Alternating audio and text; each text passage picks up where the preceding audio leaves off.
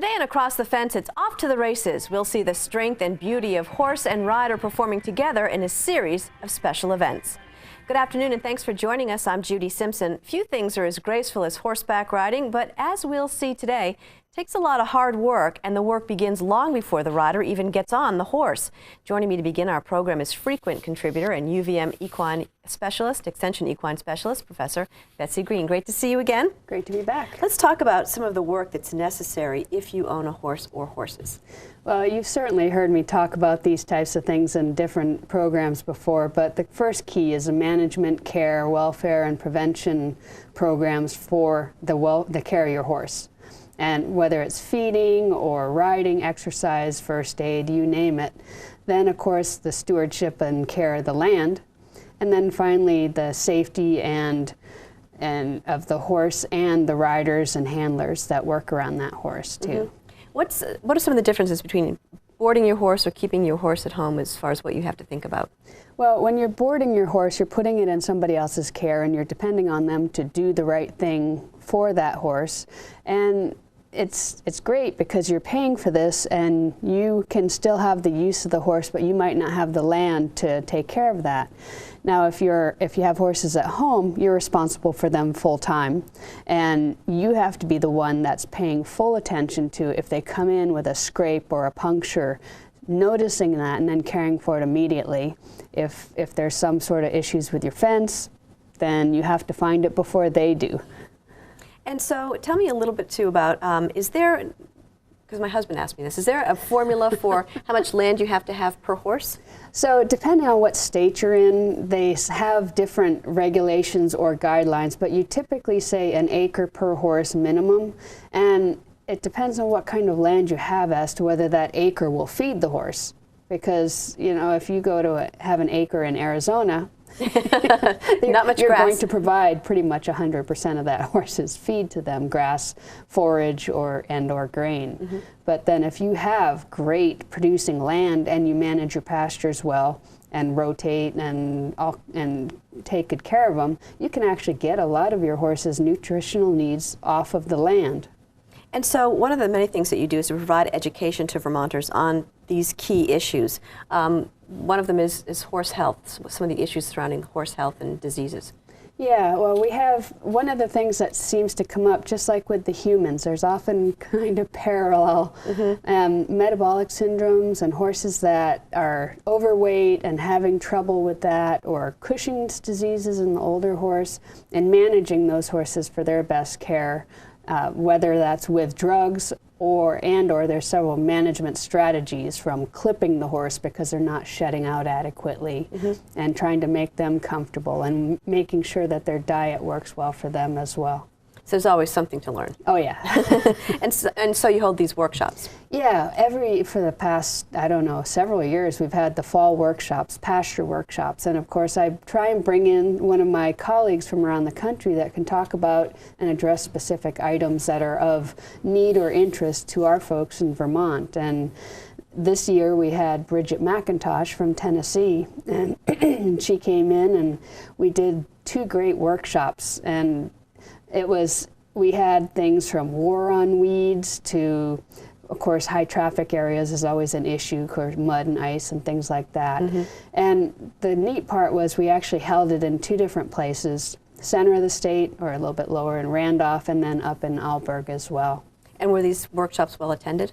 Yeah, we had, I guess, probably 25 or 30 down at Vermont Technical College, and then we also had 10, 12 or so up in Alberg, and it was cool because the folks that are there, you know, not everybody can make it, but the folks that are there got to ask individual questions. They were presented information, but then they also got to get their own questions for their own horses and land answered as well. I know you brought some pictures to help illustrate some of the things that you were doing.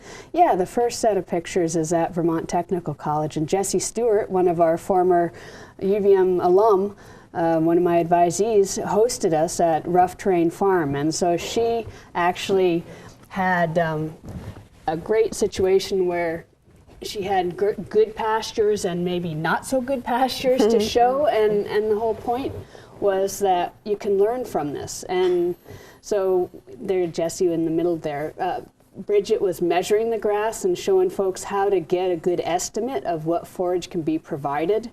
And it was a beautiful place down there. It was a beautiful afternoon as well. And so it was just great. And then, of course, the second place we went was Log Cabin Stables up in Alburg, and Phil Perro hosted us, and we were talking about high traffic areas and manure and storage and compost and things like that. And of course, that horse in the previous picture was just had to be the center of attention. and Bridget went over body condition scoring as well too. So, and of course, he has a few hefty, well-kept Morgans. And we had a bonus. Bridget's husband came up, and he's actually great on nutrition. He works for a nutritional company, so he answered a lot of individual questions as well. So it worked out great. Well, joining us now is Phil Perro. Phil and his wife are the owners of Log Cabin Stables in Alburg. It's nice to have you with us. Nice to be here. Tell me about your stable and some of the horses and what you do. Well, right now we have 22 horses in our barn. 7 of them are ours. And we board horses for people, and in the summertime months we have Gymkhana events. Up north there's not very many horse activities, places you can go with your horse. So we provide the Gymkhanas, and this coming summer we're thinking about doing the horse shows. We also have people that trailer up to our place, and they use ours for a dropping off point. They'll start their trail ride there, and we have many dirt roads that we can ride on. And so we have quite a few visitors mostly every weekend. So tell me a little bit about the history of Gymkhana. To my knowledge, it started back in cavalry days in the forts out west. They played these games on horseback to keep their riders and keep the soldiers and their horses in good shape. And they used old rain barrels or whatever at the time, whatever they had, to use objects for racing around. And it's become a very, very popular sport, and it's getting bigger and bigger in Vermont every year. And that's something that you've experienced too. Yeah, and they hold some, whether official or fun, shows all over the state, and out at Champlain Valley Expo up at his place, and I think Pond Hill, you said. Pond Hill and TNT in Barrie, and the Northwest Riding and Driving Club in St. Albans. Okay, well, you brought some video with you of a recent Gymkhana at your place, so let's take a look at that. Maybe we can tell people a little bit about what they're seeing. Okay, so here's the starting gate. So I think on this one, it's somebody they have different levels and speeds that they can use, and they were showing the pattern for us. Yes, this is a lady. It's an intermediate level. The horse is probably he's done it before, but at an intermediate level. And so there's a specific pattern that you have to run. Yes. The cloverleaf pattern for this. A lot of people are familiar with barrel racing from rodeo, and as you watch, the next rider is going full speed.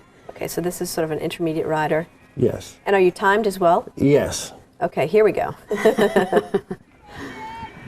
Yeah, and it's just hell-bent for leather.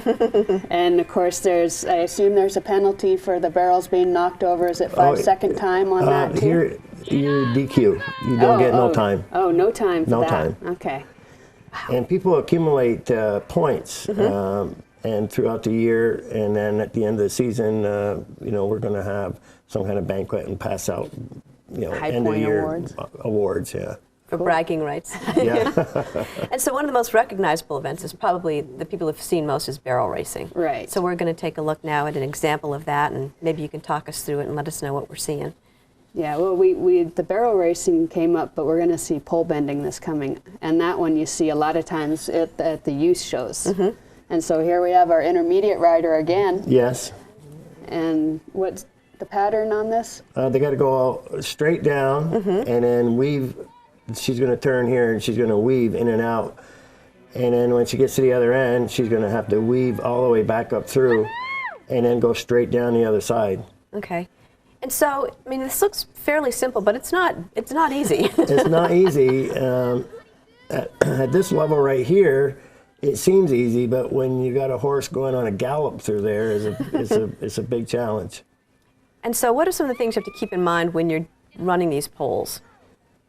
You have to become one with your horse. You have to, it's a big challenge. I've done it many times with my Morgans, and sometimes they're stubborn, and Oh, it's just like a hop, skip. but as you can see in this clip right here, is a big difference when you're Experienced at this. This lady's from Milton, and she's a very good rider. She is. Yeah, spin that and then off to the finish. Usually they're running somewhere around 15 seconds Wow. to do that run. And there's an electronic timer that shoots across the arena. It's 21 feet from the first pole you see. And so it's quite an eventful day when you run 40 riders through there. Okay, what have we got coming up next? So the last one is just another example of they can do many different patterns, and I think we figured out this was the M. I think so. And we'll see the rider, intermediate rider, will go through at the slower clip again, and then full speed ride. But they have so many different patterns. Phil was telling me about, the different ways they can arrange poles versus barrels or combinations, and I think they sometimes have jumps in there as well. Some of them have jumps. Some of them you'll have to back between the barrels. Some of them will hang like they call it the car wash. They'll have the streamers hanging down, and it basically is a challenge for the rider and the horse. Yeah, and it's just funny when you think about that horse going full speed and then having to throw it into reverse, right, and back straight through some object. And I was at the Champlain Valley Fair. I didn't do it this past year, but the year before I did it, and they have the big Gymkhana there every year, and it's very, very challenging. And my Morgan, he went back through the barrels, and so I DQ'd. But it was a lot of fun doing it. Yeah. I would imagine be able to practice, obviously, and then show off what you've been able to teach each other. And we have riders that come to the house of all ages. I mean, I had ladies that were well into their 60s.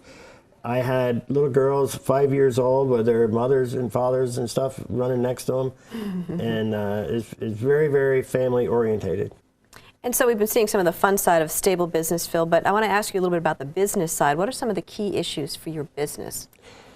It's been a challenge being an equine business when you go for different things. I went to the farm show last year, and at first they said equine businesses weren't eligible for any of these programs, and then after speaking with them, well, we make our own hay, we sell our hay, and so we are eligible for some of the programs. But there's a lot of different programs out there that equine people can get into. There's different ones called Equip program and different things.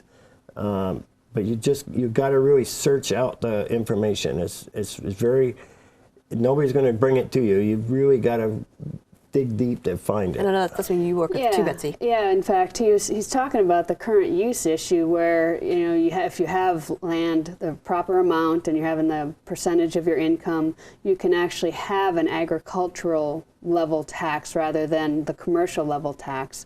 And as you know, we've worked with the Farm Bureau and folks to try and get this so that folks that are in business and legitimate then meet all the needs, whether they're equine or otherwise, can have those same benefits. And that's what he's been having trouble with, as well as a lot of our equine operations that have the land, they check all the boxes, yep, but there seems to be some sort of blockage due to perceptions. And so that's a little bit challenging. And we've been working on that in Farm to get that Bureau. information out. And also we have a Bill H-202 that we're trying to get just to get the same. We're not asking for more, just to have the same rights and benefits as other agriculture in the state. Now, Phil, before we run out of time, how can viewers contact your stable? We have a website, and our phone number is there, and also my cell phone is 802-309-2699. 3242. And Betsy, how can folks learn more about UVM's equine science program? Well, they can go to the website, the animal science website, asci.uvm.edu/equine, and they can also find on that site some of the handouts that were given out at those 2 workshops at Randolph and in Alburg at his place. All right, well, thank you both for being with us today. That's our program for today. I'm Judy Simpson. We'll see you again next time on Across the Fence. For a video copy of today's program, call toll-free 1-888-ATF-3430.